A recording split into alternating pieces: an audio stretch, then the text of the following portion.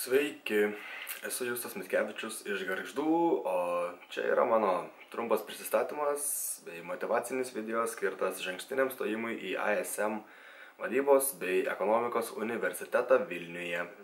10 klasėje teko pradėti rimtai svarstyti, kągi norėsiu veikti savo gyvenimą, kai baigsiu mokyklą. Ir galvoju, kad dirbti darbą be išsilavinimo yra pakankamai netaktiška nei darbdaviui, nei įmonei, nei pačiam darbuotojui. Taigi jau tuo metu buvau apsisprendęs, jog noriu mokytis toliau, nes supratau, jog man patinka mokytis kasdien, man patinka kasdien įgauti naujų žinių, naujų gebėjimų, jas sugebėti taikyti praktikoje, bei dalinti savo patirtimi ir žiniomis su kitais. Na ir tuo metu, būdamas ganėtinai tokio uždaro būdo, tikrai tikėjau, kad mano profesija bus inžinerija. Iš tikrųjų galvojau, kad aš negaliu dirbti jokio darbo ir negaliu siekti jokios karjeros tokioje sferoje, kurioje reikia komandinio darbo ir kitų žmonių pagalbos, ir kai kitiems žmonėms reikia tavo pagalbos. Bet, tai pasikeitė iš tikrųjų per labai trumpą tarpą. Tai lygiai per 5 dienas, kai turėjau galimybę nuvykti į Daniją, vieną pasaulio ekonomiškai stipriausių valstybių. Tai buvo mainų programa ir tuo metu būtent supratau, jog man patinka bendrauti su žmonėmis ir man patinka dirbti komandoje ir turint bendrą idealą su kitais tave supančiais žmonėmis siekti bendro tikslo. Ir visos mainų programos tikslas tai buvo būtent naujųjų technologijų taikymas šiuolaikinėje švietimo sistemoje bei moderniame versle, kas iš tikrųjų mane labai sudomino daug daugiau domėtis šią sritimi ir tai yra viena iš priežasčių, dėl ko aš pasirinkau būtent ISM universitetą. Turbūt kyla klausimas, kodėl aš, o net svarbus aspektas mokymosi įstaigoje bei versle be abejo yra gebėjimas ne tik dirbti savarankiškai, dirbti tau paskirtą darbą, tačiau ir pasirūpinti, kad tavo komanda dirbtų lygiai tokiu pat tempu, kaip dirbi pats. Ir priversti tą komandą eiti ties to tikslo, kurį išsikėlėte prieš pradėdami vieną ar kitą projektą.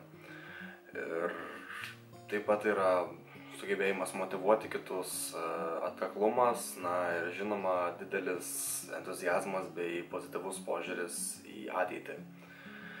Kadangi šios savybės iš tikrųjų pabrėžia mano charakterį, manau, kad galėčiau pats tapti pakankamai vertinga figūra ISM komandai. Esu visapusiška asmenybė, nors ir tenka mokykloje praleisti didžiąją dalį savo dienos, taip pat ir daug mokytis namie. Randu laiko sportui klube ar su draugais, ypač mėgstu muziką. Pats groju gitarą jau 6 metus ir iš tikrųjų manau, jog būtent tai suformavo mano atkaklumą ir kantrybę, kadangi vienam sudėtingam kūriniui paaukoju virš metų savo kantrybės ir laiko, kad dabar drąsiai galėčiau sakyti, jog moku tobulai. Kitą dar sunkesnį vis dar mokausi. Ir tai yra kaip vienas iš mano realių pavyzdžių, jog įdėdamas pakankamai pastangų į kokį nors darbą, aš sugebu pasiekti tikrai įspūdingų rezultatų. Turbūt ISM komandai įdomu sužinoti, dėl ko mane traukia būtent jūsų universitetas.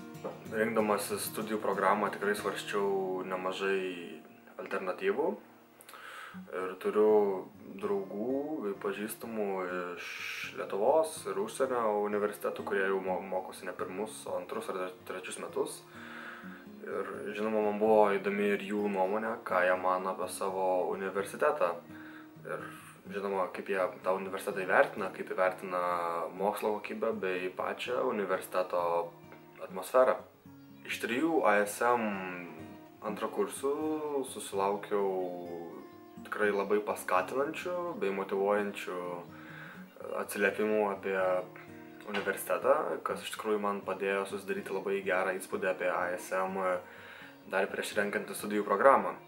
Beje, žinoma, įsiskaito ir studijų pradėlį Litexpo rūmuose bei į Klaipėdą atvykusių atstovų bei dėstytojų komandą, kurie pravedė paskaitą.